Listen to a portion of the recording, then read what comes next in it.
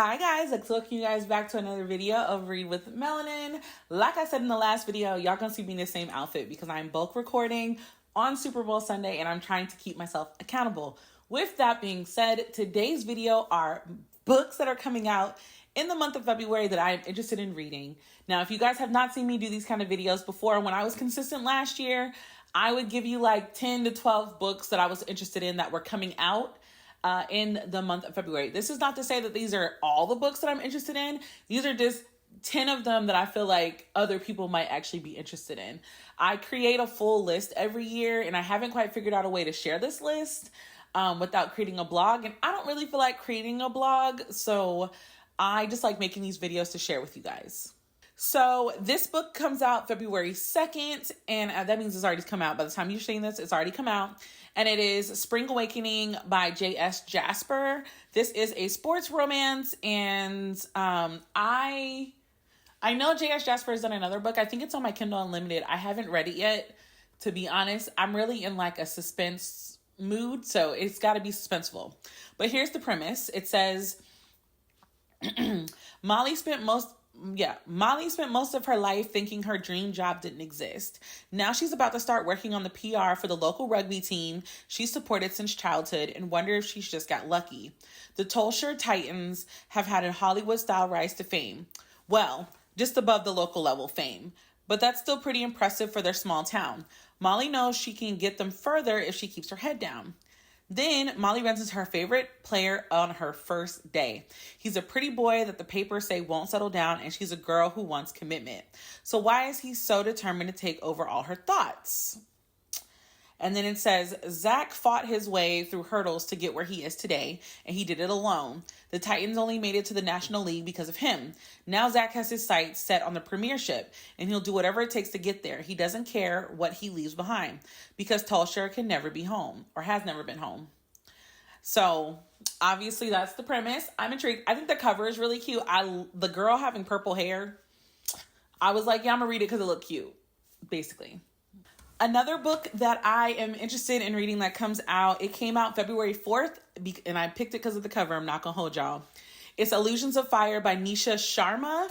I think that it's technically labeled as a romantasy, but y'all know I refuse to use that title. It is a young adult fantasy with romance aspects, or I guess romance might be the forefront since they refuse to label it as paranormal romance.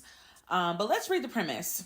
It says, unlike most of her classmates, Layla Bonsai doesn't roll out of bed and head to school. Instead, she wakes up early and trains in hand-to-hand combat with her adopted aunts, who, when not tending to their thriving vineyard, are immortal Rashashi demons sworn to protect Layla. Layla was born into a mythological bloodline, one infused with magic and entrusted with Lord Krishna's secret of the universe. By all appearances, though, Layla leads a peaceful, protected life. Then Avi, the new boy in town, arrives and immediately seeks out Layla. He happens to be a descendant of a demigod. Both his and Layla's origin stories found in the oh my gosh, I said it right like 4 times. Hold on. Mahabharata, an ancient Hindu epic poem about the great war between demigods, witches, and demons, comes crashing to the forefront. Magical powers are activated, dark forces converge, and it looks like Layla's quiet town in upstate New York might be settling on the new epic battle. Author Nisha Sharma deftly weaves together romance, magic, and mythology in this contemporary young adult urban fantasy novel. So notice how they label it as an urban fantasy novel, and the genre is listed on the website try to say it's a romantasy. That's why I be saying romantasy is not where it's at. I am intrigued by this book. I think I'm very intrigued. Just the whole idea is like she's being protected by demons. What kind of bloodline do you have to be protected by demons? I'm interested. I know I haven't been in YA a lot, but sometimes there's a book that startles me. Plus, the girl on the cover is stunning, and she better be as dark skinned as she is on this cover. That's all I got to say. Another book that came out on the 4th is Needy Little Things by Chanel Desamore. I think this is a debut, so I do like shouting out debuts. So it says, in this debut speculative YA mystery, a Black teen with premonition-like powers must solve her friend's disappearance before she finds herself in the same danger. So again, y'all know I said I'm in this like thriller mystery bag. So I'm waiting. I think I'm number 4 on the library pickup for like one of the libraries. So hopefully I get this book soon because I want to read it. It says, Soraya Lee Bryant can hear what people need. Tangible things like a pencil, a hair tie, a phone charger, an ability only her family and her best friend Malcolm know the truth about. But when she fulfills a need for her friend Deja, who vanishes shortly after, Soraya is left wondering if her ability is more of a curse than a gift. This isn't the first time one of her friends has landed on the missing persons list, and she's determined not to let her become yet another forgotten black girl. Not trusting the police and media to do enough on their own, fair, Soraya and her friends work together to figure out what led to Deja's disappearance. But when Soraya's mother loses her job and her little brother faces complications with his sickle cell disease, managing her time, money, and emotions seem impossible. Desperate, Soraya decides to hustle her need-sensing abilities for cash, a choice that may not only lead to Deja, but put her in the same danger Deja found herself in. Yeah, I think the cover's really cute. I don't know the author or the artist that did it, but I think the cover eats. I am intrigued. Like I said, it's like a magical who did it or where she is thing. So I am intrigued about that. The next book, it came out already. It came out on the 4th. It is The Love Lyric by Christina Forrest. Now, I'm going to just let y'all know, I am a fan of the Green Sister series. I am actually more of a fan of the Green Sister series than I am of the Brown Sister series. And I know that the Brown Sister series is very sacred into interracial romance world. But this one is giving black love all the way around. And I find it a little bit more believable in certain aspects. Now, so far, my favorite sister is the sister from book 2, The Partner Plot. But I have a feeling that I'm going to actually fall in love with the oldest sister, Iris, in this one. So if you guys don't know, this is a series of romance novels. It started off with The Neighbor Favor, then The Partner Plot, and now it's The Love Lyric. You don't necessarily need to read all of the books to understand like what's going on because they can act as individual books. But I'm going to read you the premise in case you're wondering. Okay. Iris Green used to be a woman with a plan, but all of that changed after she met the love of her life at 24, got pregnant and married, and then became a widow and a single mother, all within the same span of a year and a half. Now, after years of hustling, Iris is the director of partnerships at a beauty company and raising a spunky 6-year-old, Kayla, by herself. Despite her busy life, she still can't help but feel lonely. She just needs to catch her breath. And one night at her sister's wedding, when she steps outside to do just that, she sees a certain singer who takes her breath away. By all accounts, pop R&B singer Angel Harrison has it made. He's a successful musician and has scored a brand ambassador deal with an emerging beauty company. But he's still not fulfilled. He's not producing songs he's passionate about, and there's a gaping hole in his love life. When he visits the Save Face beauty office to kickstart his campaign, he's delighted to see Iris, his stylist's sister, the beautiful woman he secretly had a crush on for years. I think it's going to be so cute. I'm so excited. Y'all know I love when a business girl like gets her man and it's a man like on her caliber. You know, I love that so much. So again, I'm waiting for the library to make this one available to me as well. So I guess we'll read it when we get it. So this one is an anthology. It is called The Black Fantastic 20 Afrofuturist Stories by Andre M. Carrington. Hold on, I have to just read it to you guys because I'm very interested. It says, Black speculative fiction has never been better than it is here and now. On the shoulders of Afrofuturist masters like Octavia E. Butler and Samuel R. Delany and pioneering visionaries before them, a new, abundant, and brilliant generation of contemporary writers, some of them just beginning their careers, is conjuring up a very real renaissance. Edited by science fiction expert Andre Carrington, and including Hugo, Nebula, and Locus Award winners alongside emerging and experimental voices, The Black Fantastic showcases the artistry of these breakout literary stars and celebrates the diversity of their talents. Here are 20 mind-blowing, horror-stirring, weird, woke, nerdy, terrifying, liberating, fantastic, utopian, surreal, genre-defying, and empowering short stories, all of them worth reading and rereading, and now and far into futurity, reclaiming histories of racism and oppression and seizing the day. These writers are forging kaleidoscope new senses of Black identity, community, and imaginative freedom. I'm not gonna lie, this might be the only book that I'm going to buy because it is not available at any of my libraries. And I'm actually considering buying 2 copies so that I can donate them to one of my libraries, because I like a good anthology. I feel like I've gotten introduced to so many interesting authors through anthologies. You know, like Fire Magazine is technically like an anthology. So I feel like we need more of that in the library. And that has come out February 4th. So I know y'all know this one's on my list. It came out February 4th. It's been all over my side of the book world. And it is Harlem Rhapsody by Victoria Christopher Murray. And I'm just going to let y'all know it is historical fiction. And I don't know how I plan on consuming this one.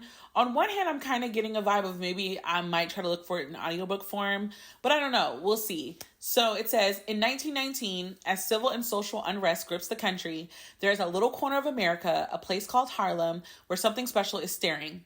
Here, the new Negro is rising and Black pride is evident everywhere, in music, theater, fashion, and the arts.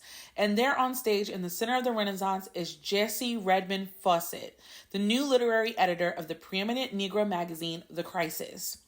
W.E.B. Du Bois and the founder and editor of The Crisis has charged her with discovering young writers whose words will change the world. Jessie attacks the challenge with fervor, quickly finding 16-year-old Cunty Cullen, 17-year-old Langston Hughes, and Nella Larson, who becomes one of her best friends. Under Jessie's leadership, The Crisis thrives. The writers become notable and magazine subscriptions soar. Every Negro writer in the country wants their work published in the magazine, now known for its groundbreaking poetry and short stories. Jessie's rising star is shining bright, but her relationship with W.E.B. could jeopardize all that she's built. The man considered by most to be the leader of the Black America is not only Jessie's boss, he's her lover. And neither his wife nor his 14-year-old age difference can keep the two apart.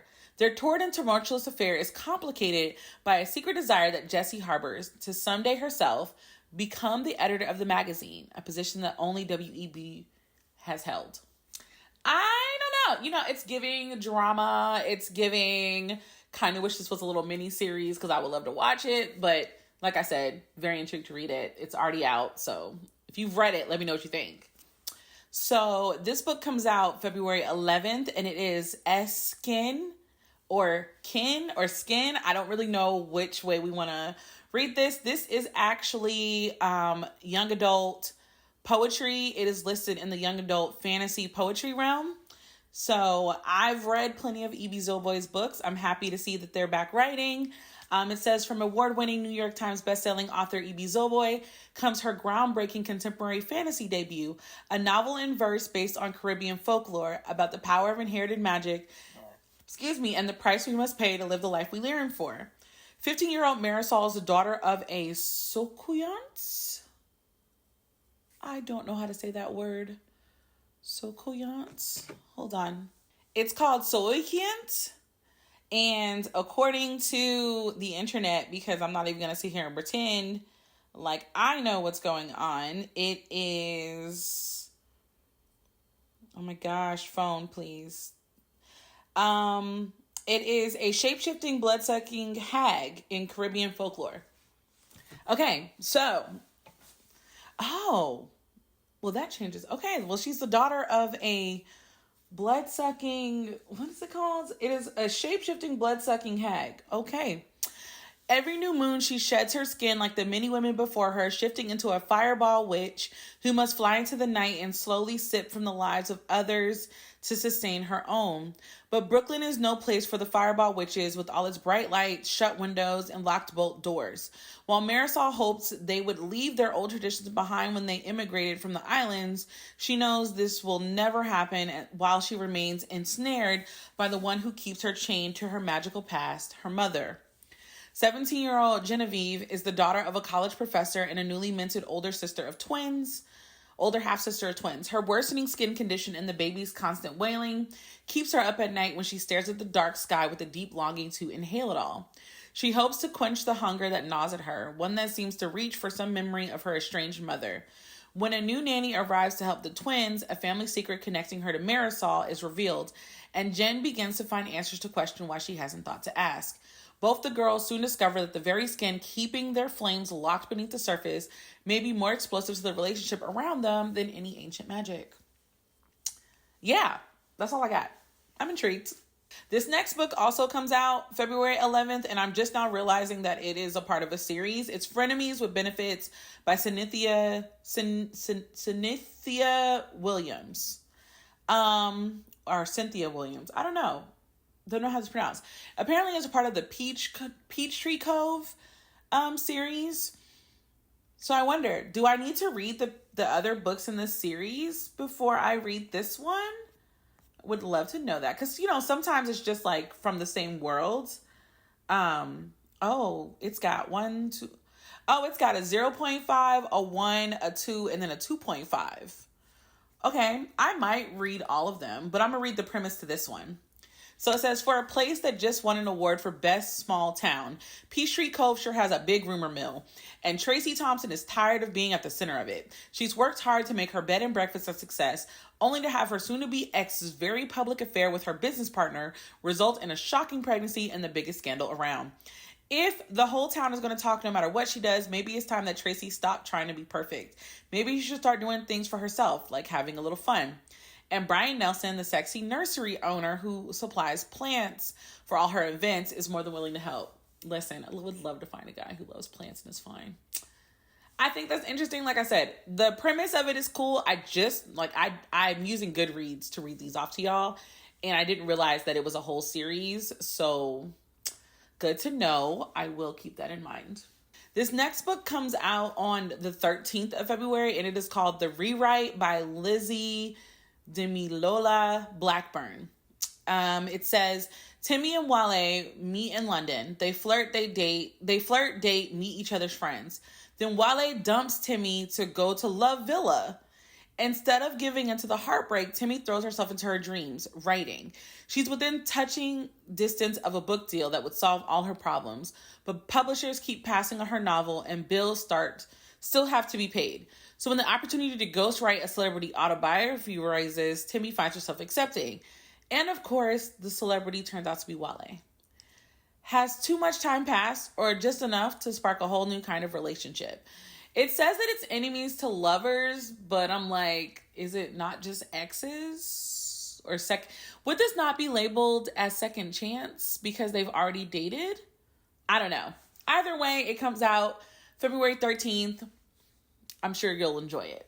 The last book on my list today, I'm stopping it at 10, is Ambessa, Chosen of the Wolf, a League of Legends arcane novel by C.L. Clark. So, obviously, I feel like everybody knows I am obsessed with the series Arcane. The artistry, the animation, it's so beautiful. Like, I stand it all the time. And so I just realized that the light is changing again because that's life that we live right now. But I'm gonna just read the premise. It comes out February 18th. It says, Merdada overall. Ambessa Merdada, warrior, general, mother. She is a woman to be feared, and the Merdadas are unrivaled in their pursuit of glory.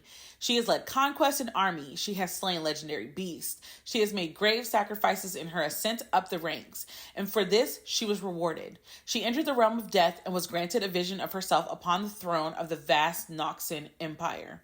But before she could lead her empire, she must become head of her own clan. Yet the title is contested by her cousin and former confidant, Tafik. He knows the bloody sins of Ambessa's past, and he knows he cannot allow her to rise. They will fight a war for the very soul of the Merdadas. But the war won't be fought on battlefields alone. Ambessa's daughter Mel can deftly break through the walls around anyone's heart, and she'll put her talents to use for her mother. Yet, despite Mel's strength, Ambessa sees only a child who lacks her killer instincts. Mel knows she can be the leader Ambessa wants her to be if only she'd give her time. With her family betraying her, enemies closing in on all sides, and unseen forces moving in the shadows, every day proves more dangerous than the last, but Ambessa will not bow. She will burn the world down to claim her place in it. Yeah, that's all. Period. That's all. So, those are some of the books that I am interested in reading that are coming out in the month of February. What are some books that you are interested in reading that are coming out in the month of February? Leave a comment down below. And as usual, thank y'all so much for checking out my channel. And until the next time, guys. Bye.